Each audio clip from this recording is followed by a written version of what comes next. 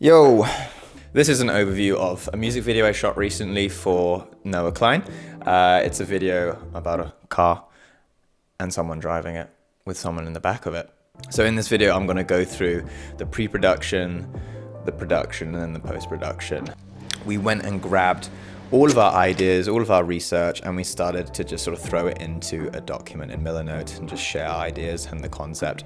And then once the general story was kind of finalized with Noah, we went on to make the shot list. For us, we made a loose shot list, but we did have many shots in the shot list that were sequential, that needed to happen in a sequential order. For the rest of it, we just had general scenes / ideas that we wanted to capture, the location, and then the sort of camera movement that we would put into each shot. Obviously, when we get stuck on things like this, we don't know how we're going to frame it. We go and research that. We go and look at other videos on the internet. We look at other films that have been made with cars in them and just pull screen grabs from them and just draw inspiration from them to know what kind of angles we can work with and how we should light something or use the light. Our first challenge of this shoot was location scouting. Location scouting took us like 5 days of sitting in traffic in Berlin. It was such a busy time and it was just super difficult to find a parking lot. We were looking for a parking lot where there's no cars in, and that's super rare in Berlin. The next thing that was super hard is finding a road that's wide enough to drive 2 cars down for when you're doing these driving shots. But honestly, this was our hardest challenge, was finding a safe road that we could drive down and actually have 2 cars on in the middle of a city. I mean, as soon as we found that, we were ready to go and find our car.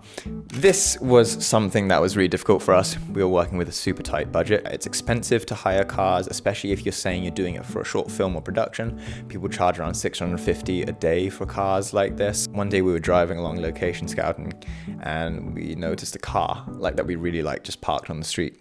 I wonder if they'll lend us their car. You pull up on the side. Fahrer writes like a note in German, just basically saying, hey, we're gonna do a video shoot.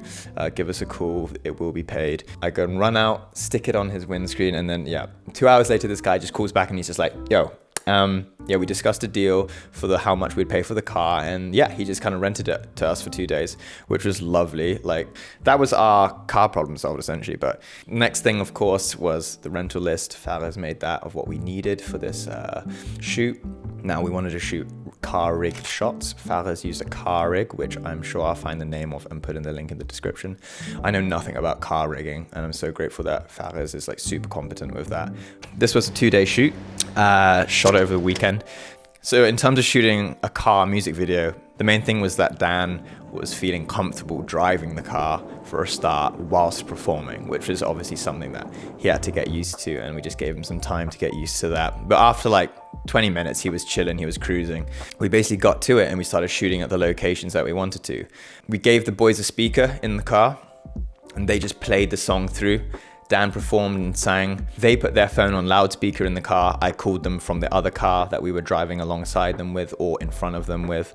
And we were just like directing through that. And the next thing was that we used a DJI Ronin M, which is a dinosaur now, but we used that for the car shots when we're driving past. We had this kind of saloon style car, I guess, or like this hatchback style car where it's quite low where you're sat. It's tough to hold the stabilizer out of the car. So if I was to do this again, I would totally get like a van or something where my seating position is quite high where I can hold a stabilizer out of the car, because honestly, it's so painful like holding your arms out like this. We shot this all on the Sony a7 III. Solid camera still, colors are shit, but solid camera. We used the Tamron 28 to 75 millimeter f2.8. We also used the Laowa 12mm wide angle lens, which is such a sick lens. I really like using this lens with a matte box, and also just stuck some NDs in front of it and some glimmer glass also, which just gave this sort of glow and pop in the highlights of the image, which was super nice. It's kind of softened the image out a little bit. We also used the Atmos Ninja 5 and recorded straight from the camera into the Atmos cards in the back, the SSD cards. At some point during the darker scenes, I just stomped down the shutter speed to give this blurry effect that I always tend to do. That's kind of most of production, really. 2 days out with the guys, just having fun and yeah, getting all of the shots ticked off the shot list really. I cut the video in about 4 days. I made 3 different revisions with different sort of storylines or slightly different variations. And yeah, it was a really simple edit. I didn't have to do any crazy special effects. I added some Gaussian blur at this part here where he's sort of out of the car, confused. I'm not going to say it was drink driving, but I'm kind of trying to recreate the fact that he was intoxicated in some sort of way. Use some light leaks to sort of just add some transitions to the video. Bit of slow-mo, a few artificial zooms with keyframes really. I also really enjoyed sound designing parts of this video just to immerse you in the world a little bit more, and that took like sort of half a day to do, just keeping it super simple with the sounds and just playing around. Color grading, I'm not gonna lie, I hate color grading Sony footage on these old cameras. I'm shit at it. I did the best I could do. It looks okay. We shot it on Cine 2 profile, which is like supposedly the easiest one to grade. Finally, to summarize this shoot, these are things that I learned on this shoot really for me. 1, finding a clear car parking space in Berlin is difficult as hell. 2, shooting car videos is a hell of a lot of work, especially when you have a tight budget and you can't close down roads for your liking.